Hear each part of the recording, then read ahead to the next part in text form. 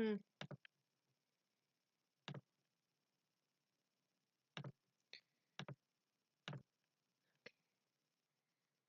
Okay.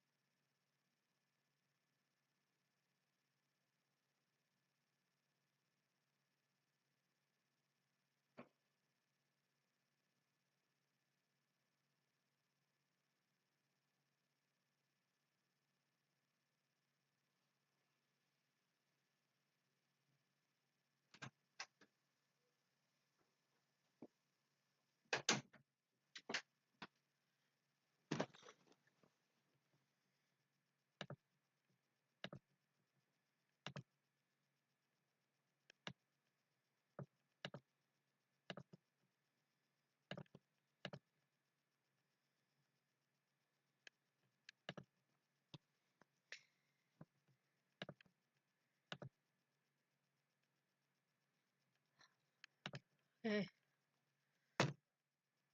Ugh.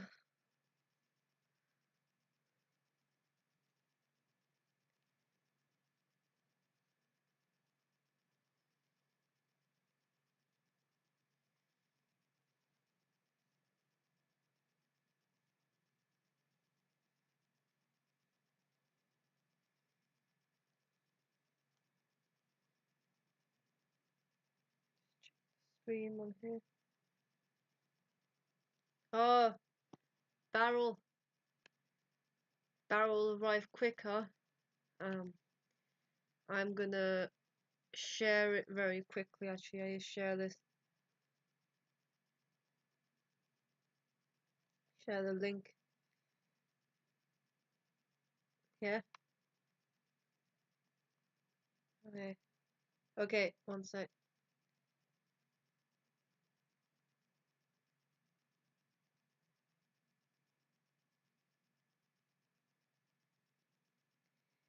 How y'all doing? How you doing, Barrel? Give me a second to share.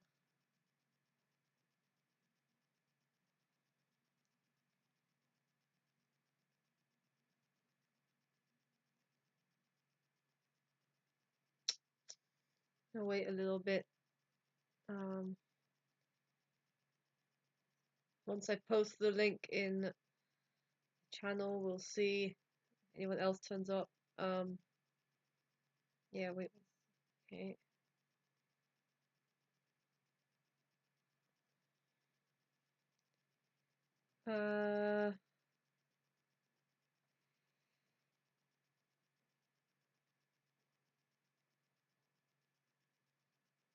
Keep out to end. It's fine, don't worry about it. I'll stream for a bit, but like, we'll see.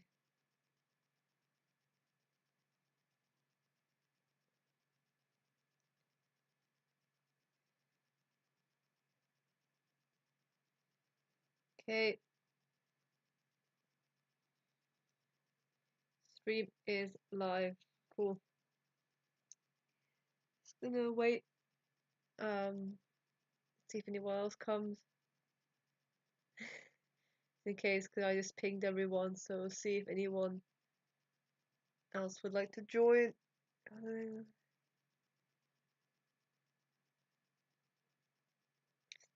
What did you think of Steve Lacy? Because like I really like Gemini Rights. I really like that album, but his older stuff, like I don't really like his older stuff. It's like yeah.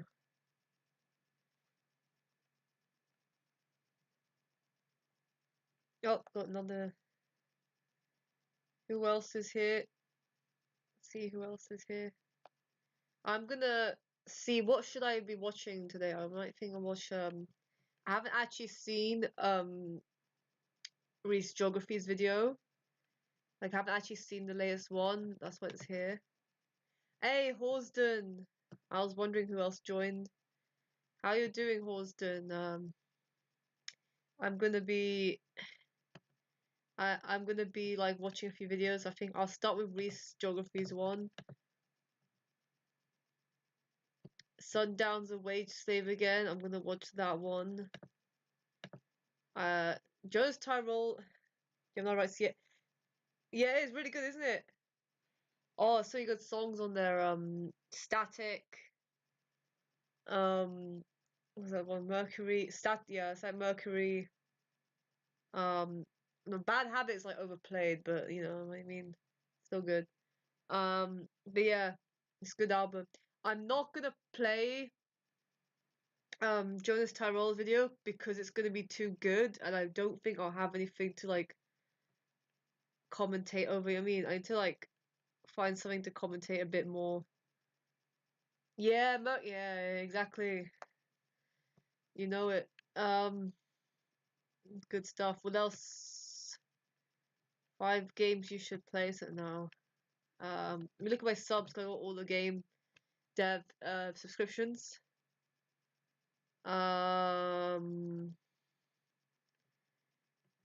Yannick's doing Castle. I wish I could do Castle Jam Day. It's so cool, but like I have a job, so I can't just disappear into a castle for like a week.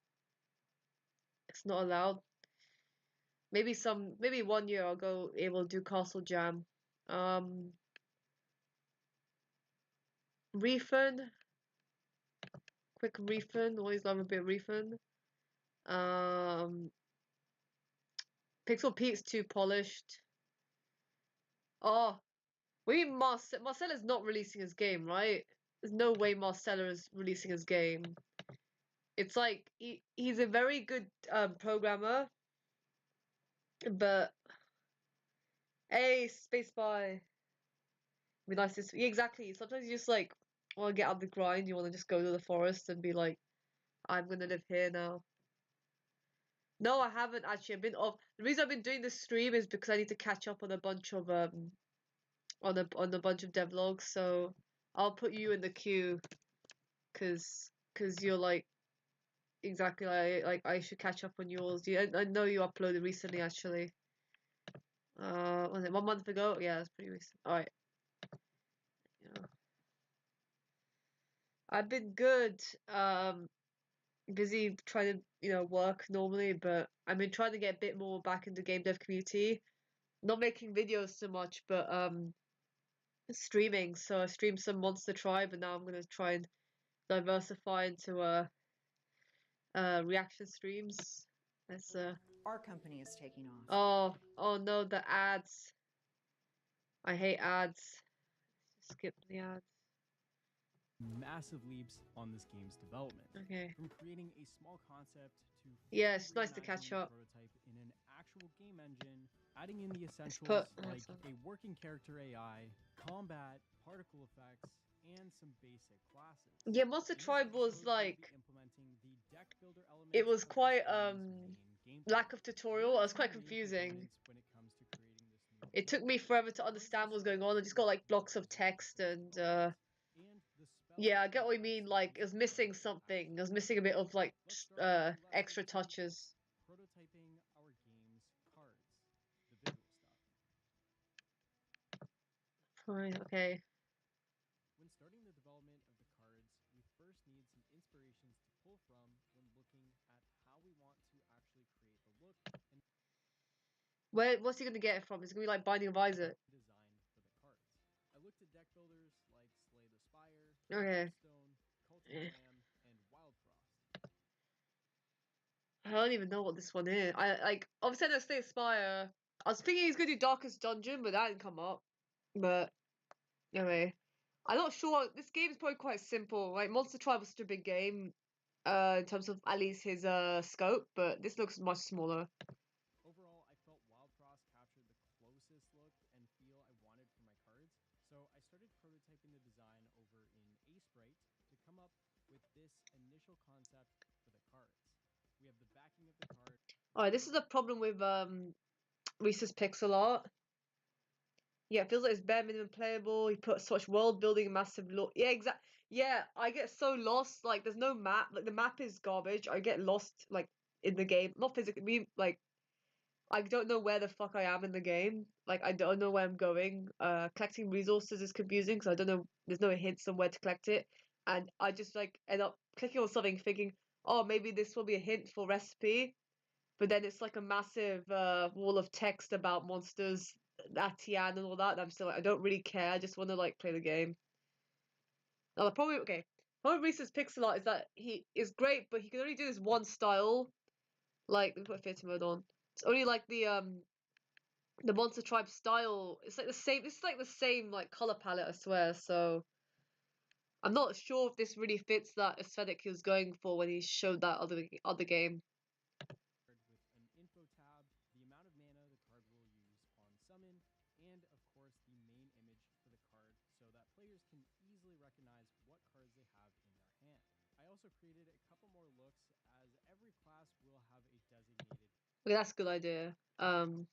Like the border being the class, the term like class differentiator. That's pretty good. That's actually a good idea. Card backing to match, being neutral cards for all classes to have access to, the Knight class cards being this nice red and triumphant looking design, and the Wizard class backings to fit that sorcerer theme. I know what triumphant means, but whatever. I haven't really watched it hardcore. I'm I'm not sold on this being a wizard design, but I was feeling like a more of a ghostly looking card or something. But okay. We need to keep consistent with the class. With this nice little prototype, I was ready to throw these over into the game. So after a few trial and error I'll put the volume up. I'll put the volume up. I put subs to help with that, but I'll put actually volume up, and then because I'm pausing when I commentate, I guess it's not a big issue if you can't hear me. Something that resembles what I had in mind back in our original concept. Looks quite a bit better, doesn't it? While having the cards sitting on the UI is cool and all, we need to actually make these things interactable. So after redoing my entire coding structure for the cards, I finally got something I am actually happy with. You can now hover over the cards, which will then pull up and enlarge to really emphasize the selection. This is not hard. I did a game jam with an X. You won't find it because I did it under it's not under Fennefu, but I did a game jam and we had the exact same UI element. We had cards that when you hover over they like flicker through like up. So and that was done in like that was a 48-hour jam. That was like one of the I'm not gonna name which jam it is, you're gonna find out who but like you identify it from that, but that was like it was very this is not a difficult effect, just say. Selection of the card, which I think seems pretty nice. But before we go into the final result of what the cards look Yeah, I got OBS. If I try and it might actually, it's my system sound. My bad, it's my system sound. It's not actually the YouTube. So if I put it up here, put up a little bit more here. Let me know if it's better, right? like, I ended up jumping on a live stream to get some extra input from the community. Adding a fourth card into the roster, recoloring the night cards to suit the class nicer, making an hourglass filling animation for a mechanic. That looks. It needs to be told. I don't know. Just something that's a bit off. I don't really like it. Just say like. Mechanic we'll talk about later in this devlog, and of course a placeholder hero UI that shows your current mana, the class you're running, your character's level, and that. Alright, I'll put it up a little bit more then. It's just because I have earphones on, so it might deafen me, like might be too loud for me. But I get like when you're streaming outwards, then it's not going to be the same as when you're wearing earphones. That hourglass we just mentioned. Okay, but real talk, we got some cool things done on the live stream, but I also got a lot of useful input from you guys to make the game better. Well, the most useful feedback I got from the stream that resonates with this devlog was you guys telling me you didn't really like the card layout that much. That's good feedback because I don't like it that much. Good job, Reese's audience, good job. See, originally I really wanted to make the card have some kind of text for the name on the white banner and a description of the card in the box below. However, after countless attempts at that looks so bad. Trying this, I was out of ideas and couldn't get anything to work or look remotely nice. You see, using pixel art at such a low resolution comes at a cost. When it comes to intricate details, adding text on a card was definitely a major sore point for this resolution size. So after the live stream, I decided to give it one more go. What if I scaled the cards really big, added in a non-pixelated font that wouldn't clash with the pixels in the card image, and then rescale the cards back down in engine to make perfectly sized, sexy cards with all the details. The faults of pixel art. Yeah, this is the drawbacks. Less text, less room for text. Although he was using like kind of big text anyway. But yeah, it is definitely the drawbacks of it. Actually, when we work out the size, I mean, you have to like you can do workarounds where the hover over displays information in like a separate UI element, but yeah, it's not great. I don't know how he is calling this sexy. I don't know what he's into, but whatever, man. I wanted in the first place. I ended up working out a really cool font style for the card titles and descriptions and fixed the cards looking like this to this. That's pretty decent. Halsden's yeah, Halsden, bring back your art streams. They're so good. Bring them back. But yeah, that text looks alright. I actually think he did a good job here. Honestly, I'm so much happier with the new card designs. So yeah, if you watched the live stream and you weren't a fan of the old look, don't worry, I take your feedback seriously and I want to improve where I fall short. It's much better now, so yeah, maybe I make things a little bit better in the future, but honestly, this is a great base design to go off of, so I'm cool with that for now. And yeah, that's pretty much it for actually like creating the visual component of all the cards. So with the cards design in place and in game, it's time we add a few new features to get these things working and bring this full concept to life. Well, the first step I took was adding in the hourglass function to the gameplay loop I talked about earlier. Yeah, earlier I mentioned about this hourglass I created for the game, but where does this actually fit into the design? Well, every 20 seconds, you'll be given a new card from your currently built deck of cards that will be added to your hand to be used in battle. This feature is represented by the hourglass on the HUD, where it will slowly fill until it flips around and adds a card into your hand. However, if you already have a maximum amount of cards in your hand, the card furthest to the left will be automatically discarded to encourage players to actually use their cards instead of trying to hold them. I mean, actually, yeah, I'm the kind of person that holds the cards and then never uses them in the end, so I guess that's pretty good. For a specific, perfect coincidence. This is a roguelike game, and so adding a bit of chaoticness to the gameplay loop seems to fit the game extremely well and adds a new management element to the game while playing through the combat scenarios. Next up, I had to create a font for the mana cards so we can actually add in the mana system onto the UI in-game. Right now, I just made the numbers increase over time, but who knows? This may be connected to the amount of damage you deal in some way, or some kind of discard type situation instead. Uh, I think random drop of enemy or like reward would be best.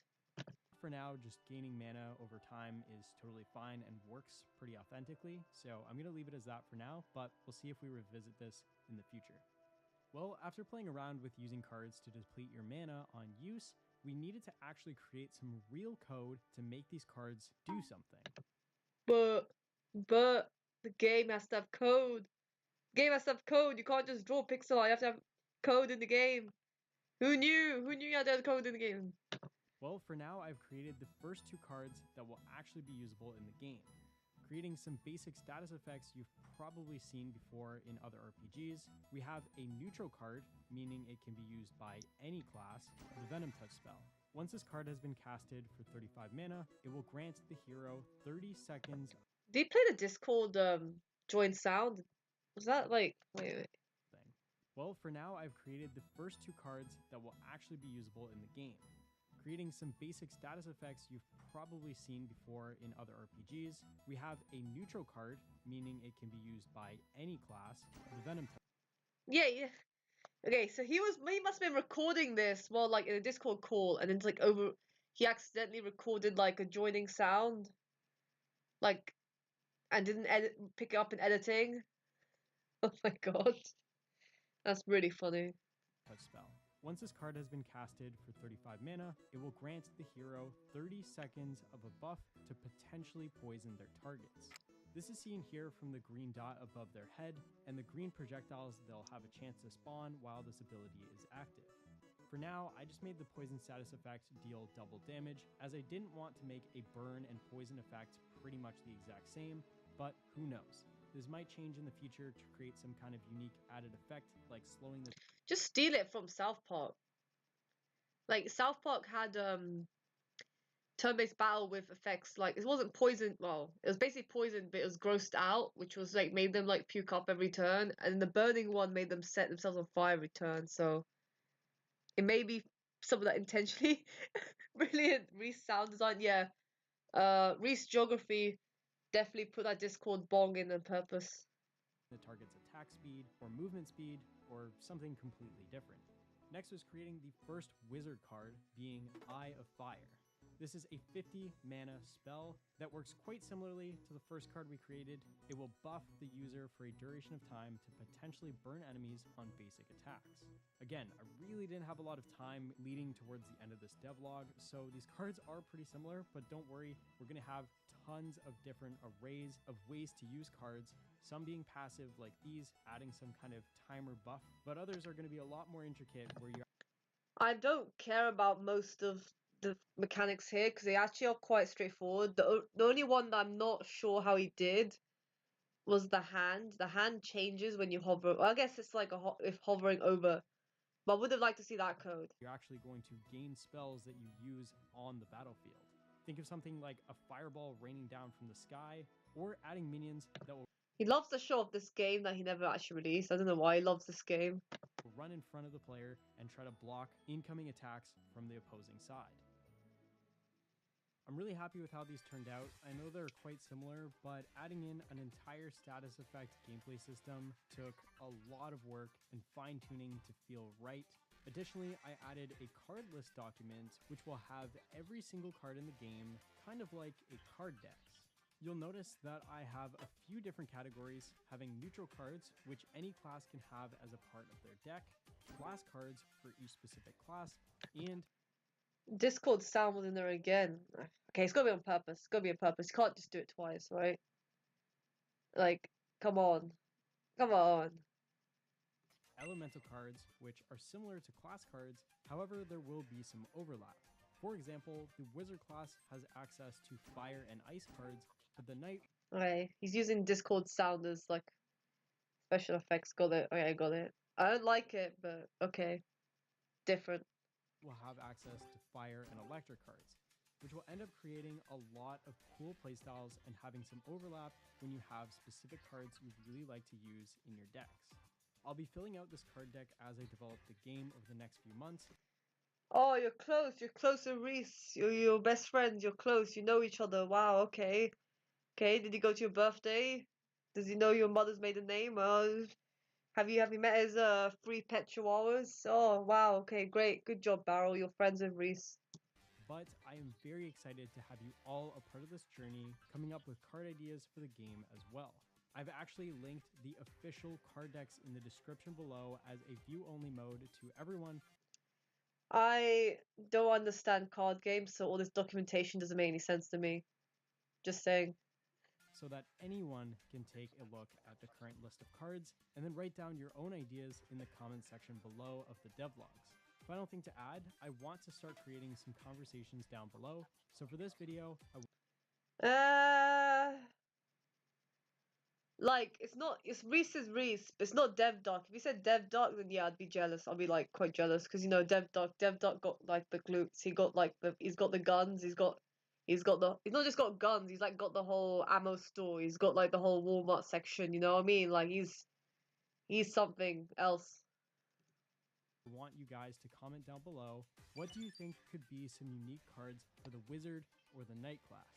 Again, I'm only going to be making this game for the next few months before releasing the game on Steam and hopefully consoles if it does well enough. So yeah, I'll see you guys next Friday for the Alright, Space. You made it right at the end of the video. That's fine. I'm gonna comment Discord bong. Comment Discord bong on this video. I don't actually. It's just funny. Discord bong.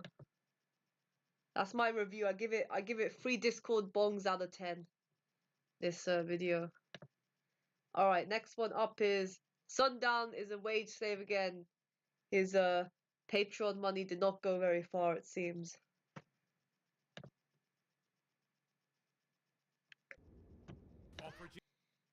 Opera GX. Have you seen their Twitter? Their Twitter's like going crazy right now. Opera GX. When we're done with new devlogs, can we revisit? No. I hate hearing my own voice, so we are not gonna watch. We can watch some of your videos, maybe some of Spaces, maybe some of Halsden's, but I'm ruling mine out because, like, I hate my voice. I hate hearing it played back. Most web browser ever made. Do you struggle with a lack of notification?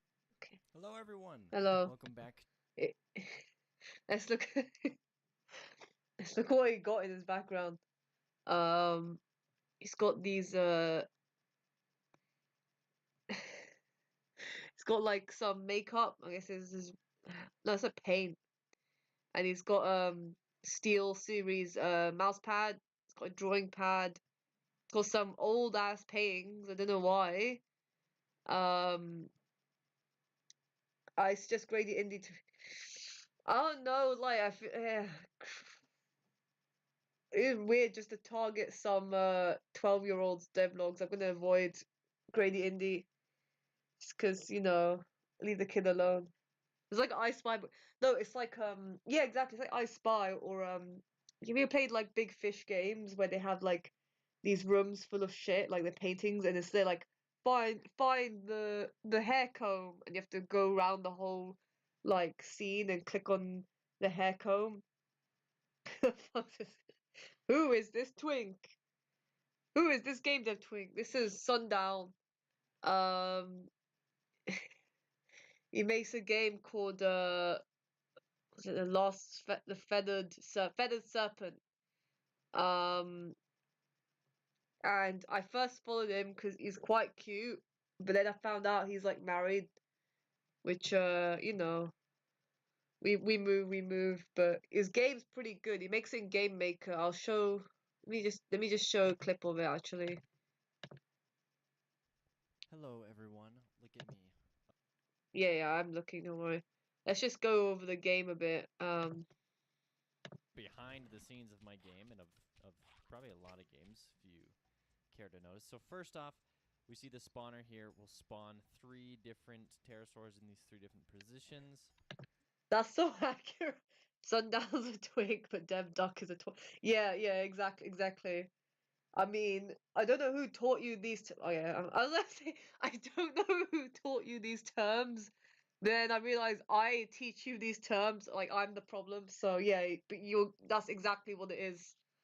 It's exactly the scale. And then Tyler, not the creator, the other one, the blue, what's his name? The other one, the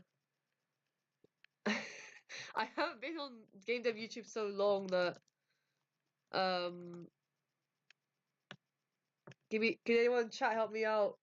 What's that other one's name? The other fit one that's like Tyler something. It's not my fault he picked a very boring, he just picked his name to be his Tyler Green, yeah. He's a hunk, right? You got like the scale, you go from Sundown to Tyler Green. My Ma's here. Ma, say hello to people on the internet. Ma, I got people. Say hello. Hello. Hello. Anyway, yeah. So Tyler Green is on the other end. But yeah, and Mum's just gonna. I don't know what she's doing. Alright, so this video And then it's basically made a platformer game. You play as like this. What is it? It's like some kind of spirit warrior thing, and then you like shoot crossbow arrows at monsters, and it's on Kickstarter. It didn't make anything, I don't think. Well, it's coming soon. Oh, his real name is Matthew. That's great. He's notify me on no, I'm good. But yeah, he's got some concept art. You basically fight these lizards, and it's like cool. He's a feathered serpent action platformer. Fine. But yeah, let's just. they Okay, my with internet's the hut spawner for the lizard men. Basically, this little door here checks to see if someone spawned. If there's a lizard in the doorway, a lizard man in the doorway, then it won't spawn another one. So that's pretty cool. I also fixed the line of sight of all the enemies, like I said. So like this guy, even if I load in a new level or I go to a different level, he won't. Okay, I think you get the idea of the game. It's not that hard to understand. It's pretty retro action platformer. But yeah, let's see about his new job. There's too many spirit warriors. I think about. Honestly, yeah, because think about it. Monster Tribe is around that similar kind of aesthetic. What other games also fit it? Like Spirit, yeah. I mean, the other year got the Horizon Zero Dawn obviously kicked it off. Hellblade, Senua's Hellblade is also another spirit type warrior game. You've got a bit of that in Beyond Two Souls. So it's quite a popular aesthetic, yeah. You're quite right on that. To another update video for my game, The Feathered Serpent. I just want to say I'm not dead. This is what I've been up to. I do apologize for being gone and like piecing out for a couple weeks there, both on this channel and the gaming channel. I started a new job. Looks pretty fun, right? Honestly, it kind of is. Not as fun as working on my game, though. That's really all there is to it between my job and He's playing Power Washer Simulator in real life. then other activities going on just in life. It's been really hard to kind of carve out time for my game, but I'm determined to do so because I love this game and I am going to complete it. Mark my freaking words. I'm finishing The Feathered Serpent. I'm just doing this for the summer to help pay off some bills, and I'm still really struggling to market my game and my Kickstarter page. And if you have any ideas on how to market, anything better, if you've seen any videos, please let me know. Drop the links below. Point me in the right direction. You need to watch Bauer's Game Corner. Not need. You should check out Bauer's Game Corner for Kickstarter advice. He reviews all types of Kickstarters, mainly board games, but some video games too. Direction, because I'd love to know how to better grow my audience and He's way more successful doing gardening views. He's yeah, like satisfying power washing. Is that what he's saying? Like you go, or like satisfying clean my car. He could do like a mixture of that and first trap. Like first trap, I clean your garden. just any random ideas. Honestly, no wrong answers. I'd love to hear from you. Because if you're a consumer and you're like, oh, I bought this indie game, what made you want to buy it? Where was it being advertised? How'd you see it? I'd love to know. Currently, I think my best bet is Twitch and going to like some Twitch streamers and getting them to play it. So it's just a hunch, but I think that's probably the best bet. I'd like to set some goals this week. Here are the goals that I've set for myself. It's just fixing bugs. You know, you wouldn't have to do this if you just didn't write any bugs. And I'll make another Like, stop writing bugs, then you can actually work on extra content. quick video, even if it is just a very short. I promise you I will record a video, even if it's just me sitting here talking in front of the camera, to update you on how I did on these goals. But I do want to set goals because I think that's going to help me move forward, even if it is these small steps. So the goals for this week are to fix the line of sight bugs for all enemies, fix the spawner. I actually want him to get back to the power washing. Can we, like, skip ahead to some more power washing? That's going to do it for this video. Thank you for watching. I want to give a huge shout out to my Patreon supporters. Hey, he's doing it. Oh, it's clean a trampoline. Yeah, he wouldn't have to fix bugs if he just did he just did the garden cleaning. They're the reason that I was able to go for such a long time without a job, and they've really helped me just feel good about my game, and they've honestly Don't worry about space. I like how he added this note that said, "You guys didn't help me financially, just morally, like just supporting me, moral support." Is there like, "You guys didn't help me get not broke. I had to pick up power washing," as if like you're entitled to money just because you're making a game that some people are following. done a lot. If you'd like to help me, hopefully eventually quit this You heard this guy's name a lot because I like write too much in the Discord server about his videos. That's why you've heard it. It sounds like a Minecraft name, though. I agree. job and work full-time on video games, please consider supporting me on Patreon or by following my Kickstarter page or wishlisting the game on Steam. Wow, there's so many different ways that you can support me. It's crazy. I just want to end. If you made it to this end of this video, thank you for watching, because you're in the small percentage of people who do watch to the end. I really want to know from you watching this video now, looking at my game, what would you add or take away from my game that would make you personally more interested in my game? I would love to know.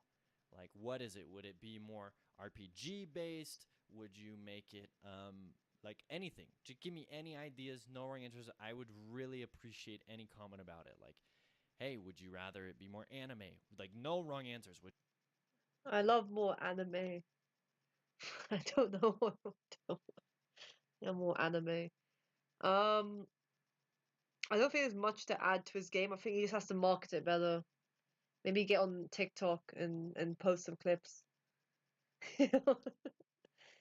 Mail him a couple stacks here like that. Yeah, like all the UI and kanji. Go to the video and just post on the comment. Go to his Discord and just post more anime. I think I made some like really like awful meme about him in his Discord or so, like some cringe meme, but then he found it funny, so it's fine. But you can do the anime one, I guess. Can mail him a couple. Yeah, exactly. Just give him money. I'll make him happy.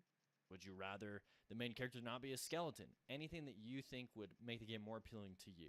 And I will see you guys next Monday for a...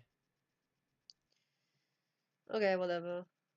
Let's hop over to our friend Ethan. Reefen's been popping off lately. He's making a whole game that is about it's a platform where everything's a meme. So like your bruh, you got like here come that boy. You got you know, just like meme like faces and stuff. Today, we are going to be adding the nerd emoji. Let's do this. Nerd emoji. You see, yeah. So this is like the chaotic energy. He's a really nice guy, but I'll probably do streams when I can. But he's been doing really well lately with these meme games. That's pretty HD. Let's import this emoji. Oh, that is huge. Let's make a physics material. Bounciness 1. So if we press play now, that's pretty cool. That's some interesting level design. So if I stretch them out right now, the collider is all wrong. They scale like with fixed aspect ratio, but if you stretch it out, you can still see it's a circle because it is a circle collider. So then it'll look like that. So we need to switch it to a polygon collider. That's funny. Okay, that's the biggest. Gravity scale. Oh, we can set it negative. I'll do -1. Does that mean it just goes up if I press play? Oh, yeah, it does. Okay, well. So I think you guys can probably guess the target audience for this kind of game. You know, the age range. I mean, what have you got here? You got the Mac. You got the Macintosh Plus album, which was big like 10 years ago. I think it's a bit outdated to have that as meme. But you got like, that's the flag of Ohio. He's put Ohio meme in this. Like that's definitely like that survived a week and then died. Got Rainbow Road. You got the like the meme head guy. Got Minecraft lava. I got hiccups. Sorry. You got oh, you got John Cena as certain Chinese leader. You got the guy with the door. Goodbye. I'm gonna give it a settings panel. 3, 4, 5, and 6 inputs. Oh, come on, don't crash on me. They're all. I heard the Mr. Beast burger is actually not bad. I just hear it's overpriced what it is, but yeah, maybe you got one of the ones where they didn't cook the food correctly, but it depends which location. Honestly, it's just hit or miss, isn't it? But for people who have tried it, they say it's not that bad. It's just like overpriced. Yeah, yeah. Yeah, no, that 14 quid. I haven't actually tried it. There's one I can because it's like there's no one not far from me and stuff. Like I can, but I just haven't tried it. I just want to spend that much on a burger that I know is gonna be like mid. Like 14 quid burger. Like I know good places that do like actually good ones. Uh, get a donut. Yeah. I mean, I like a bit of booze before my donut. Yeah, it would be bad. It's be good. It's just the money. I'd rather just spend that money at Shake Shack. All wrong. Why is that? Click on it. Settings panel. Hey! Okay, one of them is missing. Oh, wait, no, because this is... Oh, perfect! It works! Gravity scale 0, and he just floats. I want that to be the default. That's so nerdy. Let's commit this. Added nerd emoji. Trend. I like how he's one of the few game devs to show off version control because it's really important. Like that's a really important thing to do with the show. Whilst everyone else who uses Unity, they don't use the version control. They don't use Unity Collab, and they've kind of killed it off anyway. And if you don't, people just don't use it. Even for your CS files, you should definitely use version control. Use Git. Jacking. We need the open eye cry laugh emoji. Way too big. That looks good. I need to get better at file management. Almost there, almost there, almost there. Okay, are we done with the collider? Save that before Unity crashes and I delete all my data. Uh-oh. No. Okay, thank God. Let's just see if this works. That's pretty cool. Now he floats up like a balloon. Goodbye. Don't do it. No. This adds a lot to meme game. You can do a lot of stuff with this. Stressed face. It's perfect. And this collider is going to be so easy to do. Gravity 0. Maybe the linear drag should be higher as well.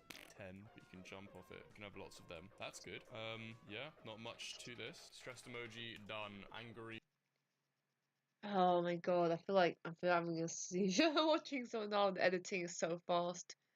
He's got great practices though. You can even see here in his Chrome he's got Trello boards. Do you remember when DevDoc used Trello board or Notion or some kind of organization thing? And now he doesn't do them to show them off in his normal videos. He just has them sometimes if he's doing it as sponsor. Like the only time he has like some kind of organization software previewing in his video is when he's showing it off for sponsorship. React. That's about reasonable. Let's test it. He's our big boy. That's alright. Very slippery. That's actually really cool. Zero friction by default. Can I climb it? No, too slippery. Oh, skillage. Whoa. Hey. Okay, I think we're Skillage. done with all the emojis, to be honest. We're going to be adding a bunch of backgrounds. I think we should look through the meme list and see what potential backgrounds we can add. Have you guys got any ideas? It would be a cool background, but it's a shame these astronauts are in the way. Use AI to remove it. This is kind of like already a background. Yeah, that's a good one. Could do that. World Trade Center. No. Bro, no. I know he's edgy, but oh my god, no. That is a good idea. Could do. No, it's not a good idea. Reaper! Reaper, what are you doing? Don't do it. You could do. Oh, is there more That's better. Just do the rec one, please. Just do the rec one. HD version? That is quite iconic. Could have some vaporwave backgrounds. Ooh, like the typical ones. We could cut out this. That might be a good decoration to add. I think we've got a good selection of backgrounds. Okay, so let's start off with the Windows XP background. Okay, this one's 1080p. I love how HD this is. This is actually a really good background for your game. I think Unity has crashed on me. Unity crashes straight away. What the fuck? Uh-oh. This might be the end of the old meme game too. 3 years. Always. Well, maybe yeah. You just crashes no more. I was gonna say like, oh, you should have picked like that one background, but actually it's good he didn't. He pushes the line sometimes of edgy. Like people think I'm edgy, but like Refin is really edgy sometimes. Oh, okay. Phew. We can continue with meme game. Now let's just test it out. Nice. Look at this. We now have a background in meme game. That actually looks really nice. I increased the size limit for this background because it's so HD. Maybe Vaporwave next. This downloaded. And of course, we'll have a name alias of Macintosh 420. Does it come up? Yep. Floral shot. Boom. Nice. Whoa, it's huge. I'm very generous with my limits. I don't Needs to play the song as well. You can't just have like the album cover and not play that song. like imposing limits. It's aesthetic as fuck. Oh, blue screen. Blue screen. Which one is the meme version? This is pretty good. Is that an SVG? Oh, it's a PNG, but it's just really HD. Okay, I like this one. That's actually a really good background. I love that background. Let's commit this. I have to commit it from here. Windows, blue screen. The marvelous breadfish. I don't. That's not a meme. People just making stuff up now. Is this the OG? 11 years ago, yeah. Here it is in HD. Alright, we'll do 720p then. I don't know where it tiles. I really don't think it tiles. I think the creator is just an idiot. Let's create an animation. Okay. That's not bad, actually. Okay, cool. Look, that's pretty cool. Firstly, is at the same speed. 1, 2, 1, 2, 1, 2. Yeah, that's right. Look at that. Wow. What should I comment? What's the comments? First 60 words of the Black Eyed Peas. Shut up. Yeah, shut up. Shut up. Yeah, shut up. Yeah, okay. What should I comment on Refun's video?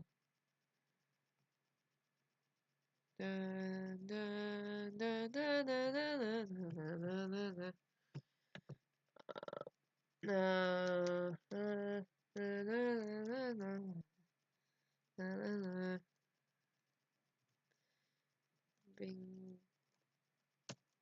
chilling. Boop. I mean, whatever. I like being chilling. Alright, Space. Your video's up.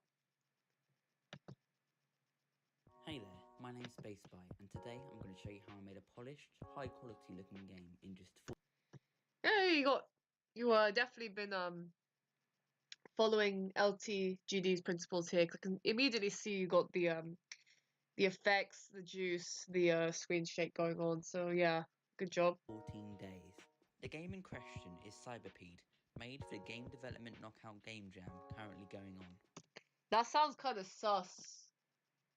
Cause you know, like you know, there's pede sounds like the beginning of another word, and then they usually go on the internet the peds, and that's like cyberspace, so it just sounds like that. This is why I keep my names like one word, or I don't make up new words. Yeah, everyone said. Yeah, I'm sorry, they're right. Like that's the first thing I think when I hear that, is because it really is a bit too close. Once a cadet, always a cadet. Let's In go. this jam, each month, developers work on a game based Oh, it's for GDKO? Yeah, fair enough. It's good. It's a good job. But yeah. Once a cadet, once you follow LTGD principles, you never go back. around a task given by the head of GDKO, Xander Wood. At the end of the 2 weeks, the celebrity judge and fellow competitors rate each other's games in order to find out who stacks up and who stays in the competition. I'm not sure if it improved your sense of playing. I think it would just be like, you know, just have a laugh while you play. About the name. He's kind of, yeah, but think about it, he's like he got married and he got a new job. Once you do that, you don't have time for like that's what happened to me like a year ago. I was still about, and then like I had exams, and then I just got a job. So you don't have much time to contribute to game dev when you're full-time working, unless of course you're polishing gardens or something. You know what I mean? But yeah, no, I don't blame him for disappearing. No, I didn't. Talking about LTGD. LTGD got married, of course. He like made his vlog about it. Not me though. That's not gonna happen for who knows, probably never. My game has 15 stages, 3 areas, and a boss fight to wrap things up, along with upgrades, compelling visuals, and polish. Want to find out how I almost went from dropping out the competition to making one of my best games yet? Then let's jump right into it. God, they even got the stock footage. Oh, what stock footage provider are you using? Is it like what's that one called that everyone's talking about? Oh, I forgot like the name. The one you have to pay for though. Are you using like a stock video people, or using Unsplash or something? Oh, you got epic intro. You got epic Minecraft intro. Clip champ built in. Okay, I'll make note of that. Got epic Minecraft intro. Oh my god. Okay, let me just go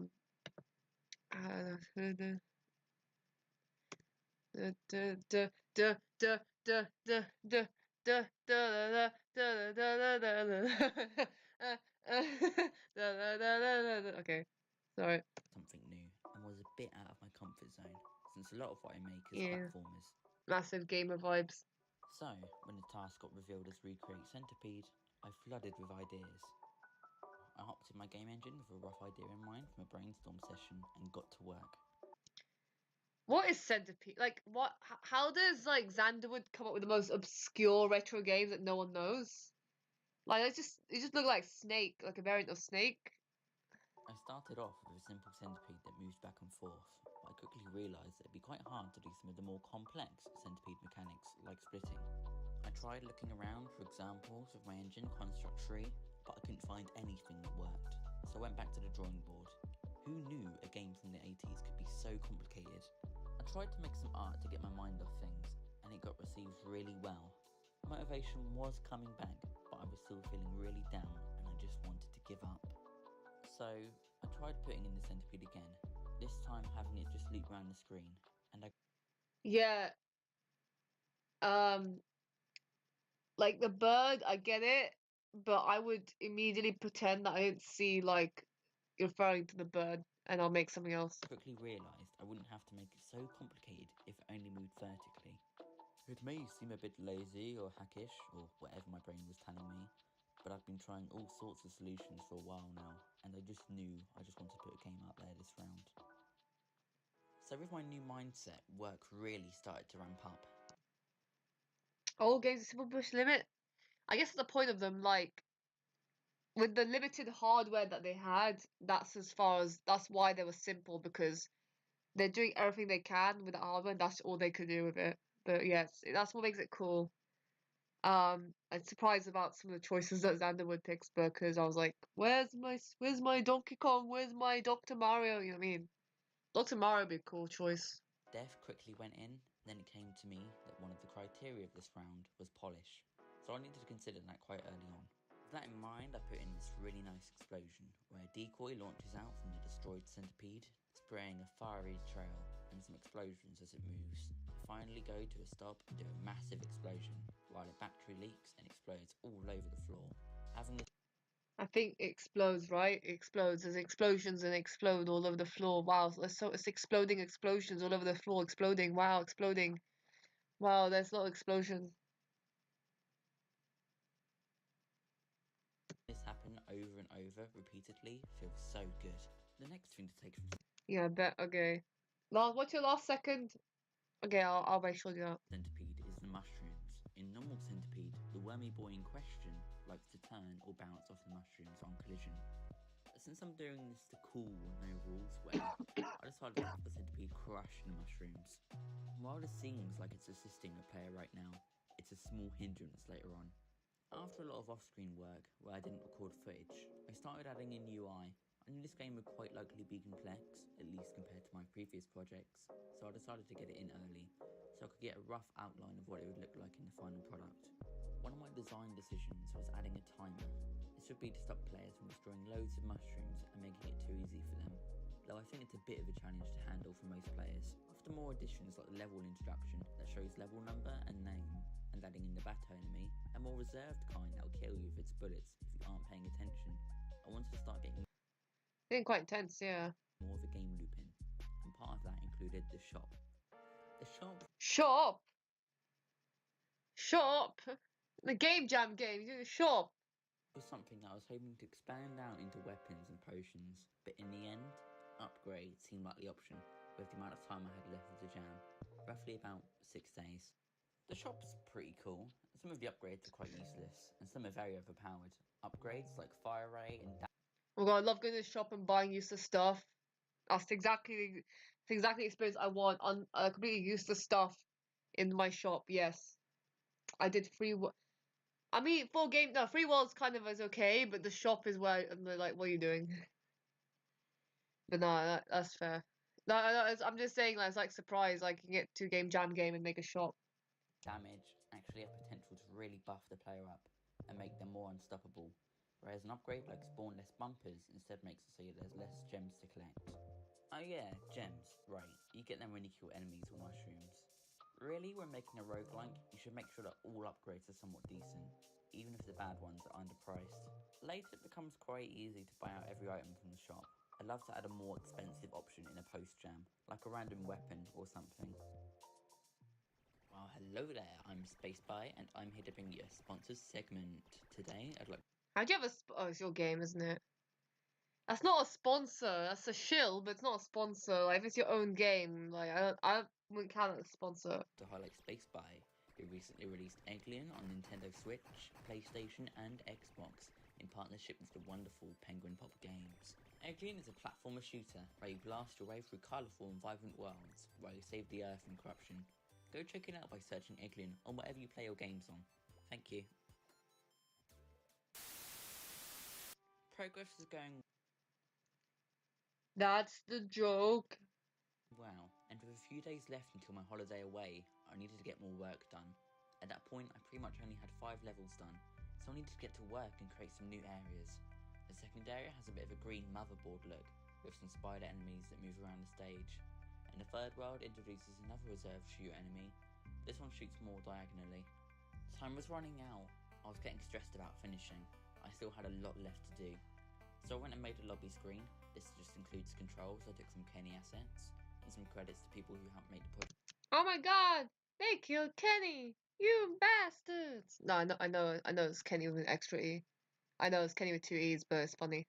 possible and myself, and a way to start the game. It's also a way you'll be dumped if you run out of lives. I then went off and made the boss fight. I won't spoil it, though I've received a lot of feedback about it being easy, where you have plenty of upgrades. Still, it's a sight to be seen. Good luck getting there though. Lastly, I added in some sound and music. The sounds I found off. Good luck getting there though. Alright. Last Is this definitely me when I'm adding sound and music? It's definitely me when I'm adding sound and music to my game jam games. Definitely. Lastly, I added in some sound and music. The sounds I found off Freesound and the music I found off a free-to-use website. Those last bits I did in the holiday home, with only hours left. By the time I had tested and exported, there was only about 7 minutes left, and I barely made it. I'll never be this risky again, but I'm so happy with the finished product. I had this full game with different areas and enemies, replayability of items. If you choose to go through all of them, or skip some for a harder Nah, that's not POV of me. Like my desk is not messier. It's not like clean set up or anything. That's why it's not me. challenge. I can't wait to start working on the post jam with more content. Thank you all so much for watching. I've been trying out this new editing style this video, and it's really working for my work style, so Oh, I love when the editing style matches my work style. It's great style to have stylistically, you know. Styles me out style, great style. Good job, Harry Styles. I'm really happy with that. So expect new videos in the future. With that said, feel free to comment down below which part of the game you enjoyed most and what you'd like to see from me next. Thank you. Cheers.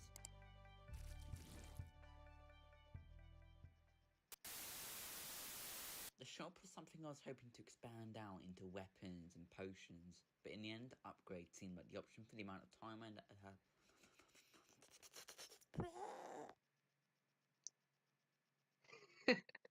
That's good blooper, nice one. But yeah, I get what you mean by shop in that case. I will leave a like and a comment. Bro, this guy like this guy on Discord, this guy on the Discord, he sounds so professional, like got a mod on the server, and then I only see now that his name is Brains Part Studio. Like he has a professional like headshot and name on like Xanderwood's Discord, but you're telling me his name's Brain Fart?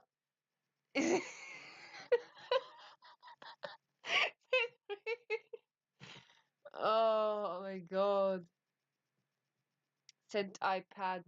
Human sent iPad, don't know. 1-6. Yeah, you're doing well. It's hard to get over 200 to be fair.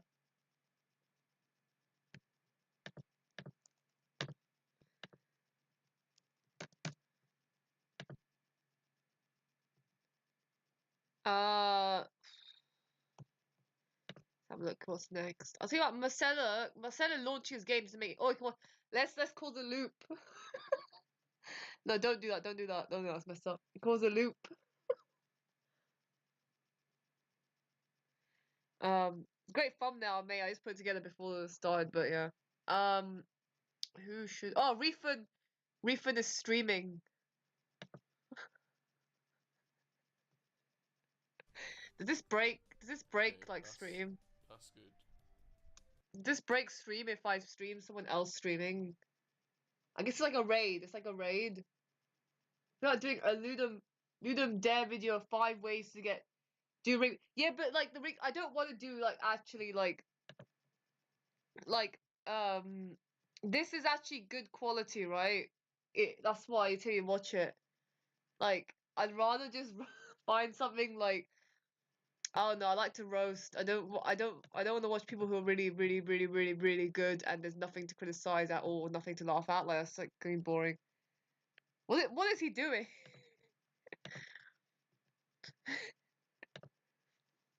Refund. What are you doing? I'm streaming your stream right now.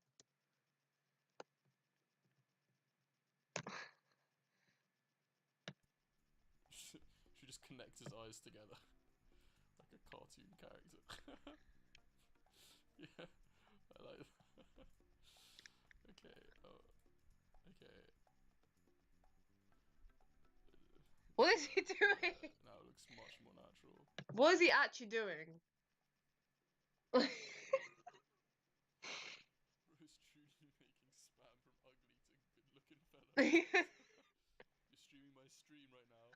Nice. Get those viewers. So right now I am modifying the antagonist of the campaign of my game, so it doesn't look like Sam Altman, so I don't get sued. Oh. Just up his face a little. So this one is meant to be him.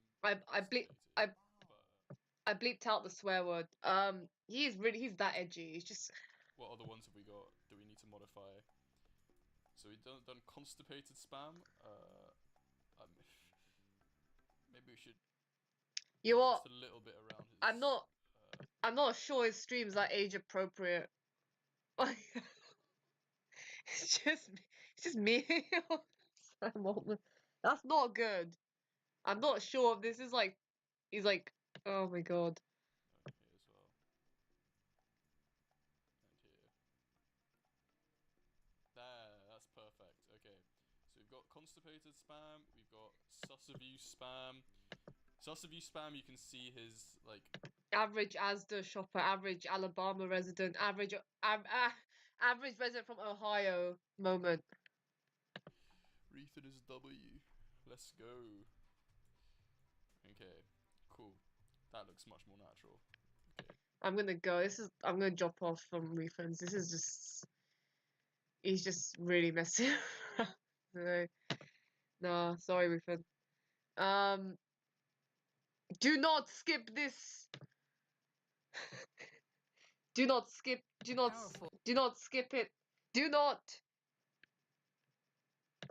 skip ad. Played a video game that was riddled with bugs, glitches, and other issues. I've not seen this person before. I'm not subscribed, and they're about 100, so they're gonna be up there soon. Congrats on that. They just reached 100, looks like.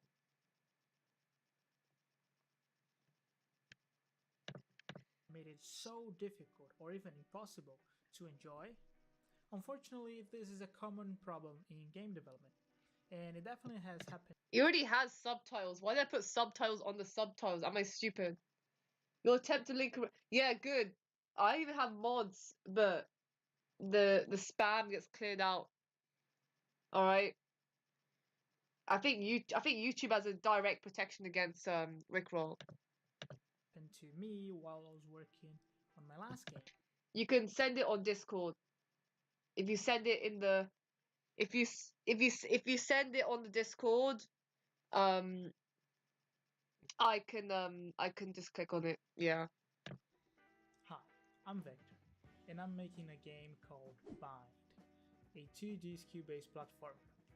And today I'm going to talk about the importance of prototyping and how that is allowing me to continue to work on Bind even when things don't go as planned. Fuck me, that was loud.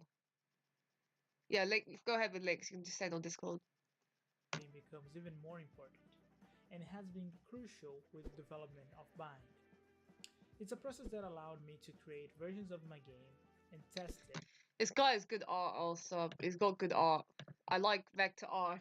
I think everyone's gone for pixel art and say, oh, pixel art's great. Oh, it's really underrated. Pixel art can look great, but then people forgot about vector art and not like, you know, amazingly beautiful like painting art. I mean, like just simple shapes built into vector art. That's also great. To then take all the feedback and process it so that we can keep reiterating the game. So, how do we prototype a game? Well, prototyping is essentially creating a very simple version of the game, with only core gameplay mechanics and only crucial elements. At this stage, you can skip UI, UX, art, and all of that. You're only gonna need the very basics for players to understand the ideas you are communicating through your game. And here's the thing. All it takes is 3 strangers to play your game for you to figure out basically 90% of all the problems you have. From game design to mechanics, code, art, etc. So whether it is online or in person. Alright, in response, okay, you sent me the links, right? That's cool. But you've linked me the Jonas one. And at the beginning of the stream, I already said I wasn't gonna do that one because he's too good. Like I really I like literally Jonas level like devlogs, you know, maybe another time, but I'm saying like this stream I don't feel like watching anything that's like you know, millions of subs and very well done, and either you're underrated and good or you're overrated and bad. That's what I'm looking for. By creating a prototype of my game and let others play, I was able to understand what I was even making. because to be honest, at the beginning, I didn't even know. I also decided that I was gonna do that early on. Yeah, Flo is right to like vector art, right? Is extremely based on that opinion. And as often as possible, which was super important. Oh my god, look at this guy's file structure, man. I don't know how to feel about this. It just gives me anxiety looking at that. To me to get this far.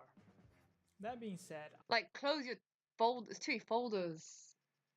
God. I've participated on 3 live events so far. And now I might take a small break from those so that I can make some extra progress on the game itself. So by prototyping and testing early and often, I was able to quickly improve. That was him.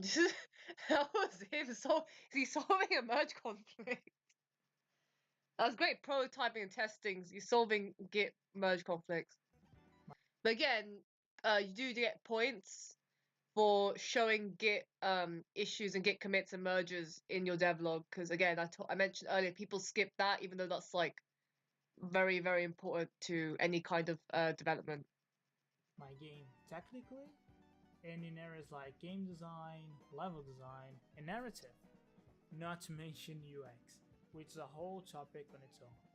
And regardless of the feedback, whether it's positive or negative, the final result in my case was a much more polished and fun to play demo. Now, me and my team have a long way to go. Got a team though, so it's not a solo dev. When we're making the game. Now, if you like what you've seen, that's the game I'm currently working on. And I have made a bunch of prototypes for internal testing, and we will have one version very soon for everyone to try out. But if you want to know more about it, please consider subscribing so you don't miss it when it comes out. That's it, thanks for watching, and take care. Our Let's Go moment started here. Okay. Yeah, that's alright. I'm gonna open up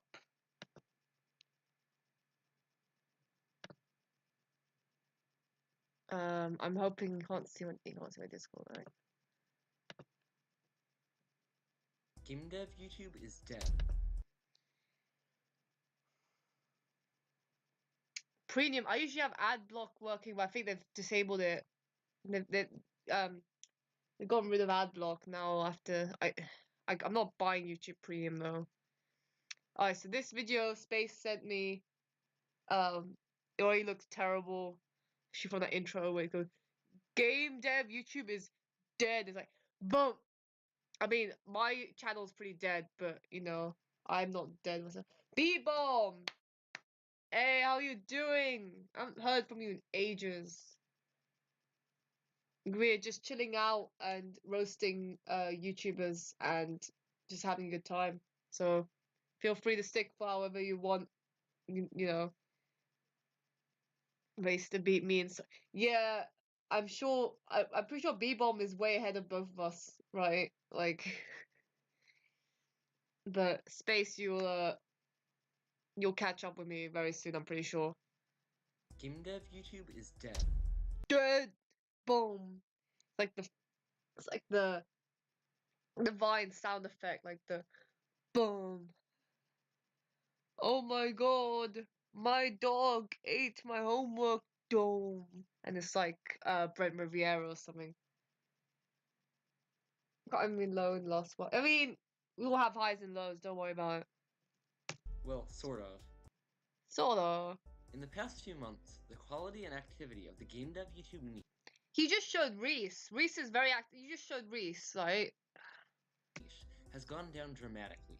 I don't know. I think it's just the ones people you were used to have gone away, but there's new people sprouting up every day, so I'm not sure if that's really right. Videos are getting fewer views, channels are uploading less frequently, and there's been an influx Bargy! Yeah, Bargy's gone. I mean, Bargy's at uni, and it's exam season, so. of dozens of low-quality Johnny clones. Oh, man. Is Gamedev YouTube about to die for good, or is it just at a low point waiting to recover? In this video, I'm going to discuss some of the problems with the niche and what we can do to fix them. At the beginning of the story lies Donnie. As many of you probably know, He's calling him Donnie. His name's not Donnie. It's like Danny, right? Danny. Donnie. Gosh, Donnie. Cletus. Gosh, Donnie, get my gun, Cletus. Donnie is the biggest Gamedev YouTuber, and he is often Hey, Joba! Joba! It's partying here, innit? Just in time to wake us, as you're watching this cringe video about game dev YouTube, falling off. I don't like the way you phrase that, Bar. Is it, if it's Grady, like, no, we're not roasting Grady, okay? Like, no young children like that. Let's not roast any kids. Game dev YouTube's not dead. Yeah, exactly. It's not, the big channels are disappeared, but then you have plenty of other new channels popping up. Like, the actual community is not dead, it's just certain channels are gone. often credited with bridging the gap between game devs and gamers on YouTube. This allowed the niche to grow to the size it is today, with millions of viewers. He never had particularly consistent uploads, but at this point it's been over a year since he uploaded. This is a problem for a few reasons. Number one is that with his massive audience, every one of his uploads brings tons of new viewers and returning viewers to the game dev YouTube scene. Without him uploading, over 10 million people that could potentially be introduced. No, but what about that new guy? That guy who did the video where I posted it as well. What words can I say about being banned? The R-rated Club Penguin guy. He made R-rated Club Penguin, and then he did a video essay about From Software's game design. He's basically going to be the next big one. He's really he's blown up already in terms of those viral videos. He's got YouTubers like Critical reacted to him. Pyro reacted to him. Pyro did the reaction to the Club Penguin video. That got it was good. It's really funny, but like he's like as edgy as I want to be, but I'm too scared to like draw that kind of like go that far. So he straight up just doesn't care. He's like that badass. So he's a guy, and I think he's gonna be the next big game dev YouTuber for sure. He's gonna bring back like the audience that Danny's kind of destroyed. But yeah, Geo Jam is in July. So isn't GMTK is coming back soon as well, right? Produced to this beautiful niche are basically unreachable, but the second reason is even more important. Donnie started YouTube. Oh my god, he's put like the sinister music on. He's like, do do do do do do do do CSI music, do sinister reason behind Danny's disappearance. In 2018, and to start, he had a style very similar to everyone else. But before long, he had evolved a new. Jetpack is good though. Like Jetpack actually makes me feel bad because his videos are way better than anything I could ever do, and he's like half my age. I'm gonna think about doing GMTK 23. But it depends if I'm really free that weekend. Just depends on stuff. If I'm not, I'm not gonna do it. But if my schedule lines up to do it, I'll give it a shot. New unique style which brought in most of his viewers. It was a lot less technical than other videos, making it more accessible. This means that when he doesn't upload, there is a big gap in his content style. Cue the Donnie clones. Dozens of game devs Donnie clones. God, Donnie clones. saw the potential views they could gain by copying Donnie's style. Since Donnie hasn't uploaded, many of his fans who didn't care about the technical side of game development were startled. What is that? Forget Donnie Dev, you got Lijo Dev. How to pop. I hope this is a clone though. This looks like an actual parody account. Like this guy is obviously just taking the mick out of Danny, but like it's on purpose. So why is that a problem? Like the difference between a copycat and a parody. A parody is like referencing directly the thing, and is not trying to hide what it is. While copycat, you're trying to hide a bit what you like where you've taken the inspiration from. For content. This also meant that no matter how low quality the Donnie clones videos were, they were guaranteed a bunch of views. And because there were so many potential views, there were a lot of copycats. Already, the average quality of a game dev video. Seen him around. Is he good? Like, is he good parody? Is he like? It looks like a parody account. Is he a good one? Has gone down because of the horrible Donnie clones. But of course, Donnie isn't the only good option for game dev videos. There are plenty of other large channels you can find.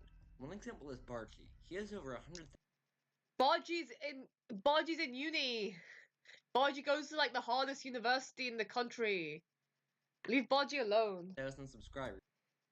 I don't think he's a parody. It's funny too. I'm kind of banned. I think a lot of people banned Twitter because of the Elon stuff, and I kind of got off it as well because loads of people left and then engagement dropped. So I didn't really feel like going on Twitter anymore. But yeah, if he's not a parody, that's still funny. It seems quite funny. And he makes great videos. But he has also fallen victim to what hurt many game devs, myself included: burnout. YouTube is like a conveyor belt, where your viewers are standing by the side watching the belt go by. Each time you post a video, it will fade away, going down the conveyor belt, and you need to post again or you'll lose your momentum. Sometimes it is simply too stressful and people... You said subscribe as a pinned comment. I'm pretty sure Bargy is in uni, right? Reefen's in uni. I'm pretty sure Bargy is in like uni, but I could be mistaken and confusing. I know definitely Reefen is in uni. Yeah, I guess. Yeah, exactly. Sometimes you're forced to use Twitter because everyone's there. I hope so. I'll see you on music. I haven't done a soundtrack in a long time. You'll find someone in like, all the servers will open up. I'm sure you'll find someone to work with. Don't worry. Loads of people need music as well. People give up. Besides low-quality Donnie clones and burnout, yet another problem with the game dev YouTube community is that a lot of the content is just boring. So what? Lord the what? Lord the what? Burnout. Yet another problem with the game dev YouTube community is that a lot of the content is just boring. It wouldn't print it out. It like. Burnout. Yet another problem It with the really. game dev YouTube community is that a lot of the content is just... Okay, it said content. Okay, it actually did. It actually did print it properly. It's boring. Yeah, boring is a hot take because there's definitely some still like there's some are boring vlogs, but some are quite good, like really entertaining. I think Refund is the best example of one that's not boring. He's just crazy. Because watching that video, I was like, I'm not bored. I'm just in shock half the time. And again, like I said, the Club Penguin, the naughty Club Penguin guy, that guy is he's really innovator. It's really hard to find the perfect mix of technical and... Who's this guy again? I'm subbed to him, but I can't remember the name. information and more entertaining stuff. No, it's not BitBrain. Someone else. Many Who's videos that are guy? annoyingly slow-paced, and I think it's not because of a lack of effort at all. The problem It is very subjective as well. People find different things entertaining. You're right about that. is that people put the effort in the wrong place. They tend to spend too long on fancy editing effects, and not enough time on a fun script. The general rule that I found works best Oh my god, what is this? to have an interesting The script. I don't think anyone listens to the script. People just want to see flashing colors. I think he's got it wrong as well. The editing kind of cuts it very well for me. video is to just assume that nobody actually cares about your game. If you assume that no one cares about it, you will be forced to create fun. This dude's very weird, yeah. Jonas is everything. Jonas is actually perfect. Like his game's interesting, his editing's interesting. He's professional. He's very well spoken. He's just got everything. Fun content that makes people care about the game. Because of cheap Danny clones, creative burnout, and just... Tony says Danny clones. He shows that one guy that's like looks like he's just taking the piss out of Danny. He's not a real like person. boring content.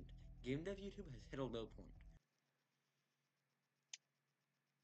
A lot of game dev videos are videos for the sake of making videos, making videos when you're passionate about something. Yeah. And in this case, it's kind of like a vulture going after it. You know what I mean? Like, oh, it's a downfall, and then just because people have lost passion for a project and they won't make videos on it anymore, it's like, oh, you've given up on YouTube. It's like, no, they have other things going on. But it's not dead yet. It simply needs to recover.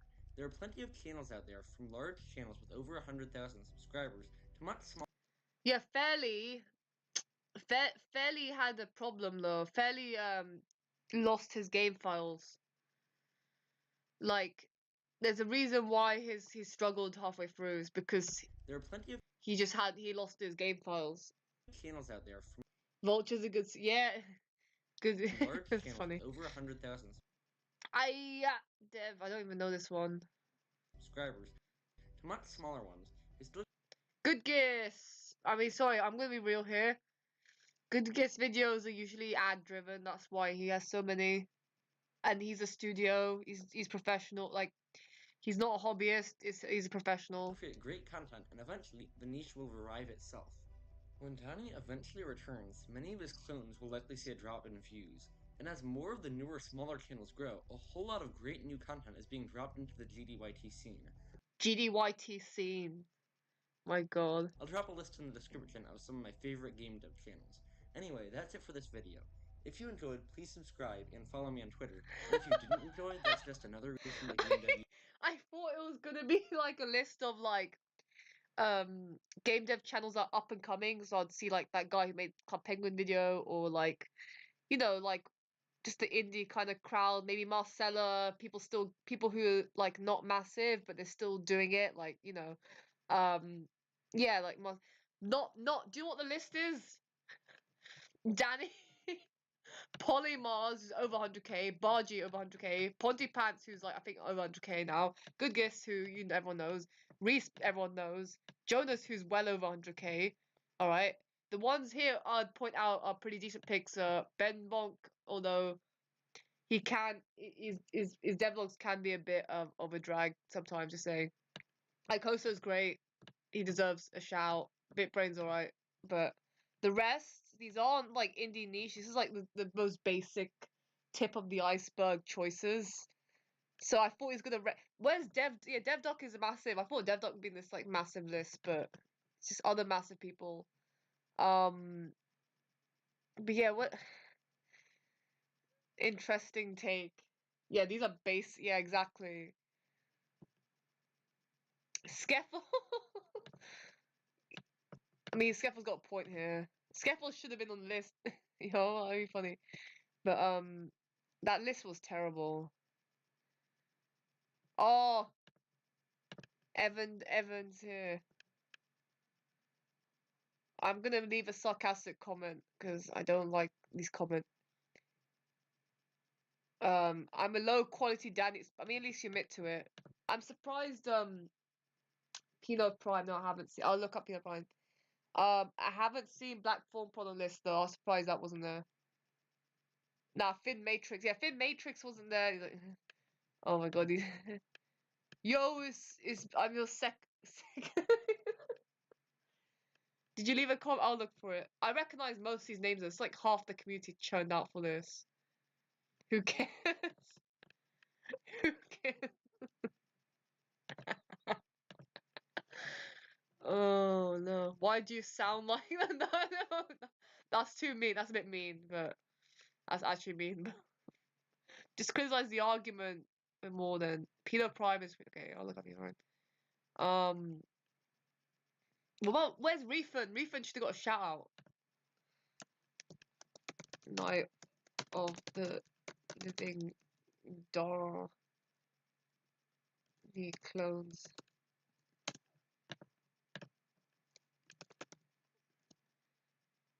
Where's the zombie emoji?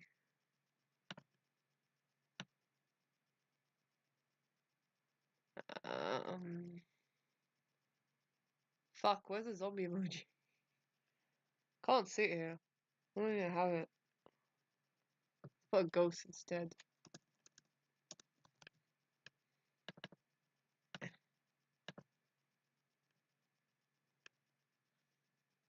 I'll take 8% are more interested in making games and just yeah, exactly. But I feel like that's the point. Like you're doing it for marketing purposes, it's fine. That's kind of the point. Where you space, where you, I don't see your comment. I don't think it came up.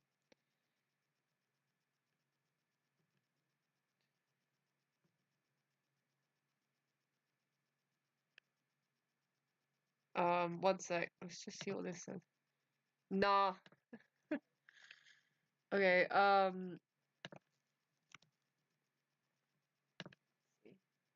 Maybe there's one. There's been a bunch of these. This one seems to get a lot of attention though.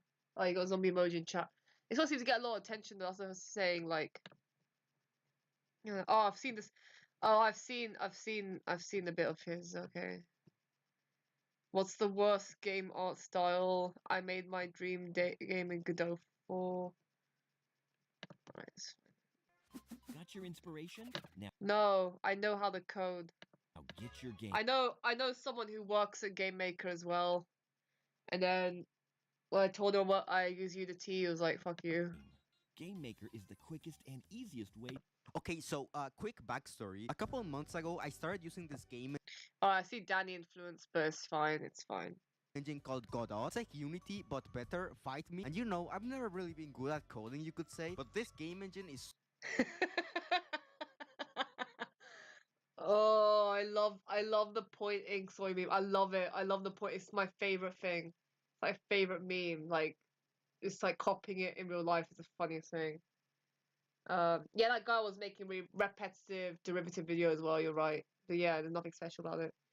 But yeah, I love I love this meme. It's just so. Oh my god. so easy to learn because it uses Python, a little baby coding language. And a couple of weeks or a month or whatever ago, Godot 4 got released. And it literally fixed every problem that Godot had with 3D. But even with how amazing Godot 4 is, it still has one big gaping hole in it. What's the big gaping hole, He's definitely used that phrasing on purpose. I tell you that. you may ask? Well, no one's making games with this goofy engine. I have never played a single game made with Godot, okay? I see this great game engine with all these great tutorials, but no one is actually making anything. Apart from, oh, you guessed it, Sonic f***ing Colors. Why? I legit screamed when I saw the Godot logo in the credits. What is... So that's why I'm here, to silence Sega forever, because I'm gonna be honest, Sonic Colors was a big pile of poo-poo. It was really bad. So I guess you could say this is devlog number 1. Somebody should tell him about DevDoc though. DevDoc be pushing Godot. Or number 0 or whatever. So I started by adding a cylinder and movement and blah blah blah. Among Us, Among Us, oh my god, oh my god, Among Us, oh my god. Or number 0 or whatever. So I started by adding a cylinder Among Us spotted, oh my god, imposter, oh my god, sus, Among Us, oh my god, sussy baka, oh my god, Among Us. and movement and blah blah blah, who cares? That's boring, and even though this actually took me an embarrassingly long amount of time and I'm really proud of it. You're not here to watch cylinders, you're here to watch well, anyways, that's beside the point. The point is, I'm making a character model now because I'm tired of looking at this stupid cylinder. God! So modeling is actually pretty easy. All you need to do is press this button right here that only appears when you scream the words Fungus Among Us at the top of your lungs. Here. I already did that though. I already said Among Us. Like, you don't need to hand me the mic again. Because I already done it. I was 10 steps ahead of you, Mr. Melon Fantano. I knew to say Among Us before you even thought of putting those words to your mouth. Here, why don't you try it right now? Oh hey, it worked. You thought I was gonna get into the modeling process, didn't you? That's horrible. Anyway. Trying to make my dream game in Unity. Well, not even Unity, like in general, making my dream game is like such a big thing to say. Because everyone has a dream game, but like, you, if you're gonna finish it is another thing. I don't want to see making my dream game, or I've started making my dream game. I want to see a devlog called I finished my dream game.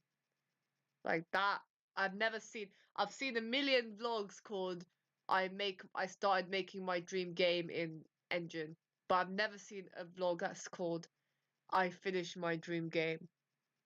Even Reese's one, I'm not sure if he titled it that. Maybe he did title the ending. Because the start, he's like, Monster Tribe's my dream game, it's my dream game. But I feel like near the end, he kind of cut it out slightly. He started just calling it a monster taming game. It might be for marketing purposes, for algorithm purposes, but I'm just saying, I don't know whether Monster Tribe ended up being his dream game. But he finished it, so I give him credit for that. But everyone else, you ever seen something that says, I finished my dream game? Let me know. Nah, that's boring as fuck. So I imported the model into Godot, and right about now, you're probably thinking, Pino, what the hell am I even looking at? What is this unholy creation? Can I please wash my eyes with bleach? And yeah, I understand what you're saying. We're only like 2 minutes in, and I haven't even explained anything about the game or what it's about. So let me explain it real quick. Okay, so basically, you play as this hero guy that's all like, oh hey, look at me, I'm an apple guy. And he's trying to stop these three mysterious villains that are teaming up to, No sé. And the gameplay is basically like Undertale or Deltarune, but in 3D, and it's a 3D platformer, so it's like a big endless level. Anyways, back to the. That's the worst game pitch I think I've ever heard. That's like a meme. That's like a meme where it's like a 5-year-old comes up to you and says, "Oh, I got a great idea for a game. It's basically like Undertale, but like 3D, and there's bad guys, and you are Apple Man." Like that's what it is. That's what he said. That's like such a. That was the worst pitch I've ever heard. Actual game, it's time to add animations. Wait, no. The design is good though. I agree, Beryl. That's quite a cute. That's quite a cute character design.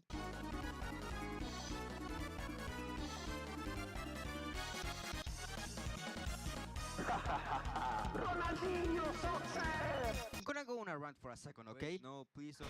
So in Godot, the way you add animations is through an animation player. Can you guess what that does? It plays animations. It's literally in the name, you stupid idiot. But the animation player has one slight problem. You see, the animation player doesn't actually transition between animations, so it just looks like he's breaking his bones every time he takes a step. So to fix this, we use something called an animation tree. What does a tree have to do with animation? I have no idea. But what I do know is that animation trees are stupid, and I hate them. Basically, they're like the super complex way to manage animations, and I specifically... Seriously, Bill Wirtz, yeah, definitely with that singing bit, he's a bit Bill Wirtzy. It's the first game he's ever made. I mean, probably the first game he's made in a serious sense, but not ever. But if his first, even his first game he's making in serious sense is his dream game, that's a little scary because people say your first game shouldn't be your dream game because you'll burn out very quickly to practice making games and finishing them. I find it hard to make a dream game because yeah, sometimes you just make a great game from just experimenting, just playing with mechanics, and you come up with ideas on the fly. You don't have a dream about a game and hold on to ideas and then just like one day make it. No, like sometimes you just come up with it one day in the shower like randomly. Like, it's not a dream game. It's like, oh, I need to make a game for Jam, and then you come up with a random idea. Yeah, that's how a lot of games are made. Good Gifts would have beef with this guy because he loves how animations work in Godot. Why does Good Gifts like? I mean, Good Gifts. Okay, to be fair, Good Gifts mainly works in 2D and it's mainly pixel art. Sometimes not, but mainly pixel art. Think about Whizbird. Think about Calamari. Think about Dewdrop. So that's in those cases, blending animations and transition times aren't that important. In fact, when it comes to my like games in pixel art, I literally cancel out the transition times because they're not good for pixel art. That's why he probably enjoys this. Well, this guy needs transition times. It's a pain in the ass for him in 3D. We chose to use an animation state machine, which is kind of like the one Unity has. Turns out, biggest mistake of my life. You see, normally what you would do to play animations via code, to write something like, if this happens, play this animation. If it doesn't, then don't. But the way the animation state machine works is that you have to manually turn on and off each individual animation, making it... I think you're doing it wrong. You don't have like that sounds like pain in the ass, but there's probably what you could probably do, set up a function that just loops through all of them, turn them off, and then run that function and then turn on the one you actually want. Like that it makes it sound worse than that actually seems to be, like knowing how the code. It more complicated than if you were just to use the animation player itself. And then I figured out that you can actually transition between animations by just using the animation player. All you need to do is check this. You know, shit, like that's in Unity as well. You have that. I set mine to 0 and delete it because I'm using pixel art, but that's in every thing. You have a time scale. You just click on and add the transition time. Box right here. Anyways, wow, would you look at that? We have animations. Isn't that crazy? Also, if you see the character's shading change a lot throughout the video, that's because I was experimenting with Godot's shaders, and they eventually ended up looking like this, which I am very proud of. But you won't see those for a while because I had them like at the end of the devlog, so Also, I wanted to try out Godot's particle system, so I started making the particles for when the player walks, and this is also something I kept changing and tweaking over time. This is what they look like right now, but these are obviously subject to change. So I decided to show this prototype to my family, and my brother said the idle animation looked weird. So thank you, brother, for the valuable feedback. Anyways, something that I've noticed about every 3D platformer that I've ever played is that they all have a gimmick mechanic, kinda like Cappy in Mario Odyssey.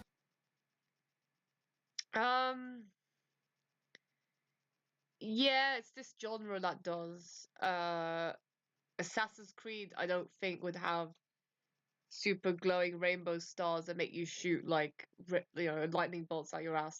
That's not in Assassin's Creed. But in these games, yeah, and in Hat in Time, Mario, Spyro, whatever, what else? Knights, all of those, yeah, you'd have that. Or whatever the hell Balan. Godot's particle system, yeah. Here's the thing: Godot's 3D wasn't that developed, but now it is. It's new. It's new Godot 4. I'm not a Godot person, but I've heard like they're just developing new.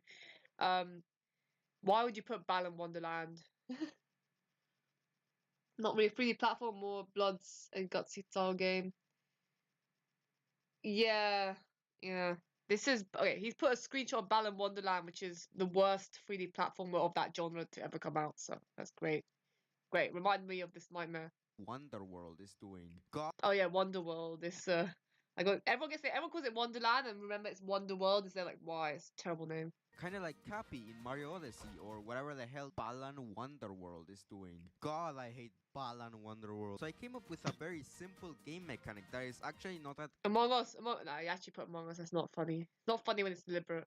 great from a game design standpoint, but shut up. Here's how it works. While you're holding the mouse button, you enter into aim mode. What do you do in aim mode, you ask? Well, it's very simple. You shoot, and to shoot, you simply let go of the mouse button. That's it. That's the game mechanic. Who said game design was hard? Now just to implement this into the game.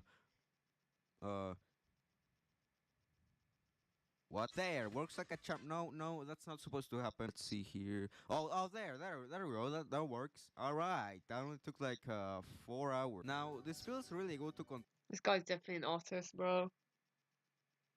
Like, that's okay. control, but I feel like it's missing something. Among Us. Oh, hello, Fall Guys. Hope you won't mind me yoinking this game mechanic. Thank you. Bye. Wow, now this feels like a real game. So with the movement pretty much done, I think it's time to tackle some actual enemies for levels and stuff. Now, for designing the enemies in this game, I really wanted a wide variety of enemies that could be reused in any level. So obviously, I did the smart thing and designed an enemy that could only be used in a pirate themed level. Bruh. Okay. No, not ads from 3D modeling software. No. Why? I don't. Oh, that's kind of hard though. I get into the modeling process for this one, but since the average attention span has lowered a lot because of TikTok, I'm gonna put Stumble Guys gameplay on the bottom. So first, I started by doing some box. Okay, that's funny. That's a good one. He needs a Family Guy best moments clip on the side, and then he's got it, and the Reddit reading, and he needs some Minecraft parkour, and that's it. That's perfect. Modeling. You can't see it here because I forgot to record, but basically it's the process of making something with a box and then making the box smooth. This is the easiest way to model. I mean, okay, he's doing it. He's actually adding all the meta. Look, I already made a hand. Hey, got the Family Guy and got the Family Guy clips in. I continued this process to make both the top half and bottom half of the crab. For the leg, I also continued this process, but I cut the top half.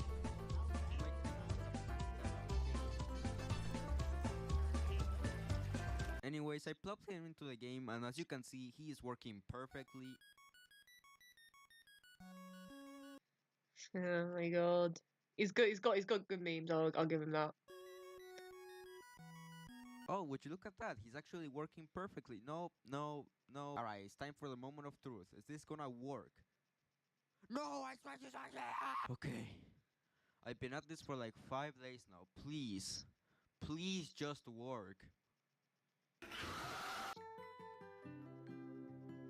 Anyways, after that, I made it so that when the enemy collides with the bullet, it plays an animation and disappears forever. I do plan on making them respawn, but not today because I then tried making a sky. I think it looks okay, but it has a couple problems. I made it by painting a sky Oh my god.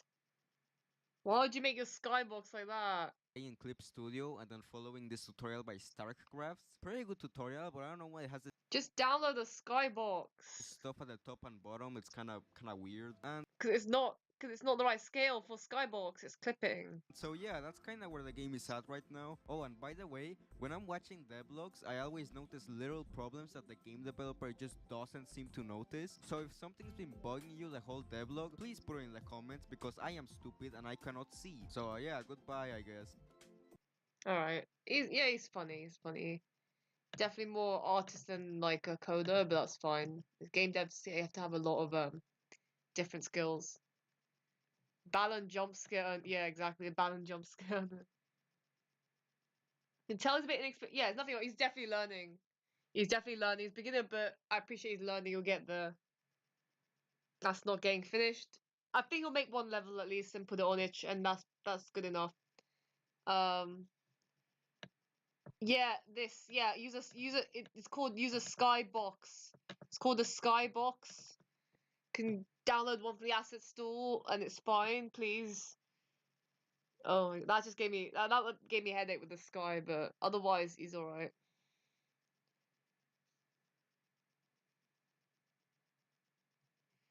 Okay. Shall we do one more or any other suggestions? Refund scheduling. This is another. What? Refund. Is this like.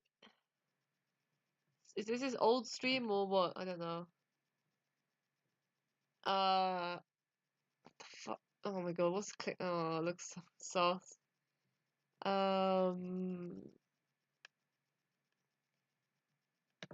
How I made the game with no engine. No, I'm good. I don't want to watch some really hardcore. Yeah, what the refund?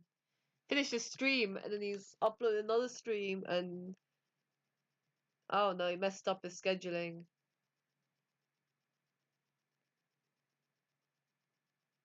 Who is it? He's like I don't even know these people are. Underfunded scientist. He was a bit yeah, he's out there. He's out there. Who else? Oh yeah, the GeoJam announcement. Oh mess. Yeah, I want to see Marcella because I saw like last time I checked him within, he was still like kind of prototyping. Like it's been a year, but like he hadn't really got that far. And then he added this market fine, and then he added some AI stuff, and then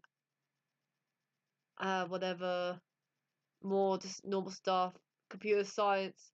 Apparently he finished the game here and he's released it here, and I'm just there like how? I will get Devil as 2 days. I just don't have time. And also like my main problem is I filming stuff, even recording it, and getting all the video stuff together. I could do easy. I do it, and I actually have videos I'm just sitting on. But the editing, I can't edit. I can't edit anything.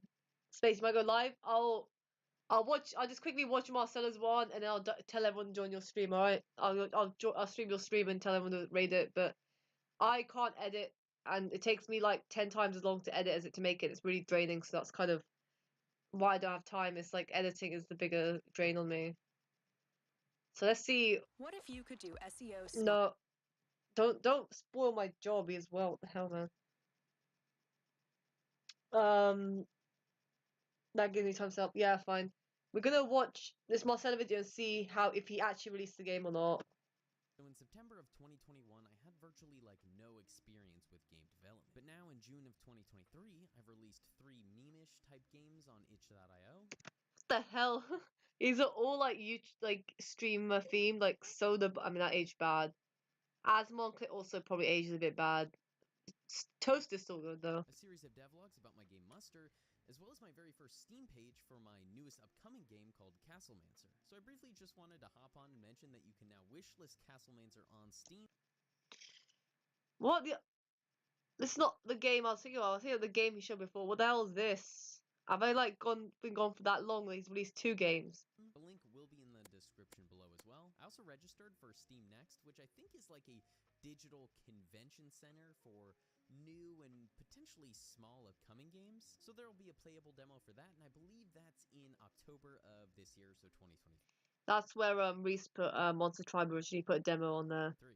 If you didn't watch my first devlog about Castlemancer, which was the video before this one, no, I didn't watch it. I highly recommend it. No. If you're interested. But briefly, just as some quick context, Castlemancer is a survival-esque roguelike deck builder set in a fantasy-type setting. Your Alright, B-Bomb, see ya. Have a good night or day, wherever you are.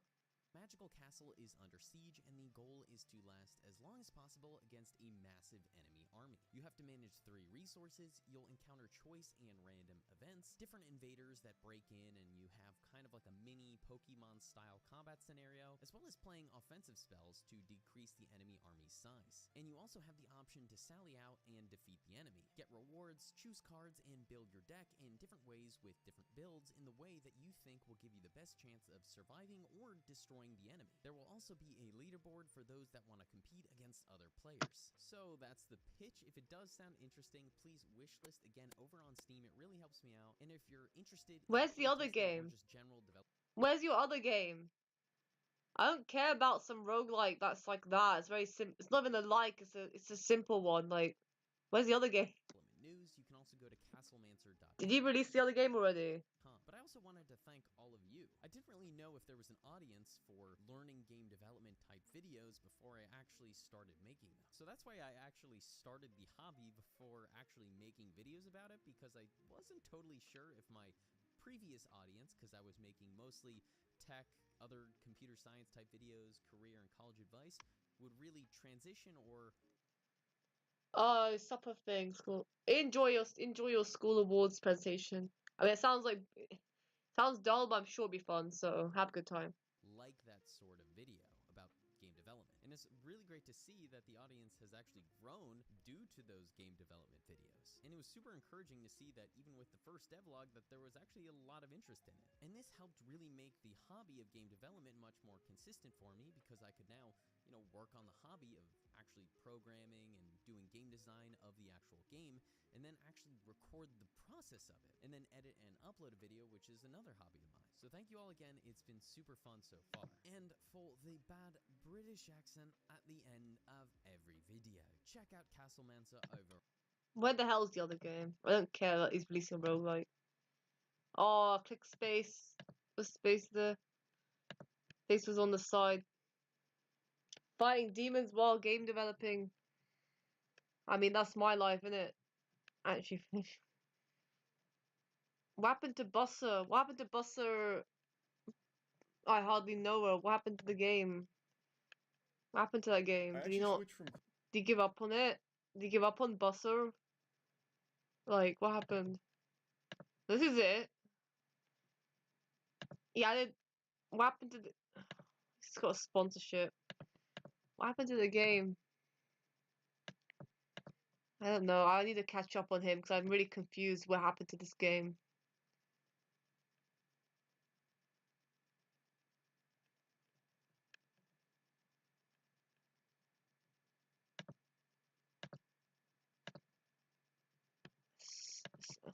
That's stupid. Okay. Do one more. Who should I pick then? What should I do? I'm not watching Marcella again after that.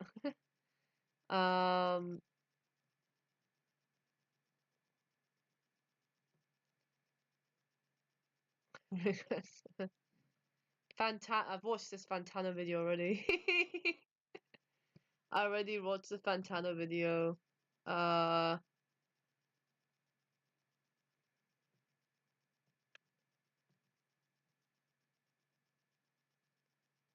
hell. Oh yeah, the LCGD update. Alright, put on this one as quiet person one. I'm making a procedurally generated roguelike adventure game where you step into the shoes of a mercenary. Well, I'm cast on and Fennec's summon account. kingdoms from evil. I'm on the Fennec account, so it's gonna be relatively clean. And welcome to my third devlog video. It's been a month since I last released my previous video and I've added so many new features to the game. So this video will be a little longer than the previous one. Before I get into that, I first want to say a huge thank you to everyone. He's grown fast then, look. 157, he's out at Who has 253. subscribed to my channel. I only started making these videos to get better at presenting my work because that's something that has always been very difficult for me. So it's amazing to know that people That's a good art style. That's really good actually, yeah, you're right. It's cute and it's like consistent. The key thing is consistent art style, like this works. people find these videos interesting enough to follow along. It's an awesome feeling that I can't put into words, and I just want to say thank you. Alright, now onto the game. First, I finished up the dialogue tree system, so now when you interact with characters, you can make choices and branch out into different dialogue directions, each with their own unique outcomes. There are still more features I want to add in the future to this, but for now the implementation is done. One thing that I will work on soon is event chaining, which will allow me to connect multiple events to each other. This means that I'll be able to add quests and just more complex character interactions in general.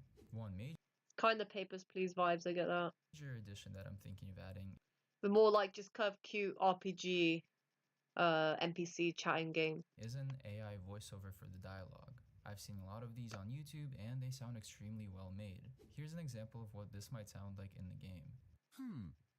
All right. Well, before you leave, would you like to take a chance on a small coin toss? For if you win, I will increase your health by 10 points. Next, I've added a chance event to the game. A chance event is basically a dice roll that results in you gaining or losing something.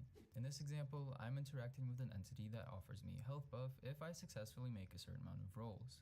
You can see that you need to roll 4 times based on the diamond icons that are That UI needs to be better. I'd recommend putting white outline outside the dice so they stick out a bit more, because I could barely see that. displayed above the dialogue, and each roll has a 75% chance of success. If you choose to It's AI voice acting though, so the costs are much lower and it's not going to sound as good, but you know, that's the point of AI, is to make lives easier when you're creating stuff, make things a lot more better. Like if it wasn't for AI, the game would still exist, it just wouldn't have voice acting, it just wouldn't be that much better. Because you're probably saying like, oh, you could take a job from someone who's doing voice acting. I'm like, no, this guy would not be able to hire a voice actor. All right, there's no way. Like this guy is just like a solo game dev. He doesn't have any budget. He's not going to hire a voice actor. So the game would have come out with no voice acting at all. But because of AI, he can use that and have the game be better. That's all it does, and I think that's a good thing. To engage, the roll will begin and you will see the icons change color based on the result of the roll. Then the dialogue changes based on the outcome and the buff is applied. In the future, I'm going to implement a mechanic that updates the success chance based on your player's stats. So for example, a stronger character will perform better in strength-based chance events. I think it works. But that's probably because I grew up with a lot of games, no matter what the style was, there was voice acting, like MMO style, like Adventure Quest had it, pretty sure. Wizard 101 had it, and it was like really weird, but I don't know, I'm used to it. I think it works. I think it's pretty decently here if the voices match well enough with the character. A similar mechanic is also implemented inside of the combat state, which I will show you a little later in the video. The next thing I've added is an inventory. When you open your inventory, you can see your character, inventory That's kind of a weird build, not gonna lie. It's like, see everything there. grid, and some items. You can hover over items to display the item data, as well as drag them onto the gear slots. This updates the character icon, as well as the stats in the side panel. In the future, I will tie the inventory together with certain events, which will allow you to buy items from other characters, trade, and so on. As a small feature, I've also added a little map button which allows you to see the entire map as well as all of the entities within it. In the future, I will make the unexplored parts of the map be covered with clouds, something similar to Civ. Finally, the last thing I've been implementing is the foundation of the combat system. At the current stage, I finished designing the combat background, implemented the chance system, basic back and forth attacks, as well as a functional health bar. I'm still going to be implementing a more detailed UI, which will show the armor bar, health points, and any buffs that you or the enemy can equip. Likewise, I also want to update the action icons based on your current weapon. Each weapon will have their own attacks, and depending on your build, you might have special moves you can do. When I think of this combat system, I want it to be pretty strategic, so a lot more thought and development has to be done. Most importantly, I will also be working on the animations, so that the combat is fun and engaging. Finally, I made a little main menu, began working on the save system, as well as a Yeah, yeah, it would look better. Just generic guy, bold guy. Nah, I'm not into that. system to randomize the entity placement inside of the map. A lot of these main features are still in their baby phase, so a lot more will be added to them. One thing I would like to ask input on is if you would like to see me include more programming related content in these devlog videos, or if they should be their own thing entirely. I've noticed that in my previous videos, the viewer retention drops drastically when I talk about code. So if you are interested in that, let me know if you'd like to see that in their own separate videos, or if I should just include them in my devlogs. I was thinking of making separate videos like tutorials that can go over things like making an inventory system, dialogue, and so on. But as of now, this is the current state of the game. I finally finished my semester at college. Good job. So now I have a lot more time to focus on this game and this channel. If you have any feedback, comment it down below. I love reading and responding to your comments. Yeah, good stuff.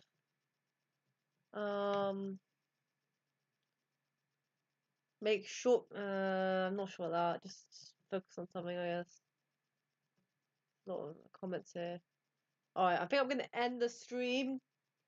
Cause I know it's Space Ghost stream. I'm being a bit tired anyway, so yeah, I think we can't run to the end of some videos to watch, and we'll do another one when we get refill.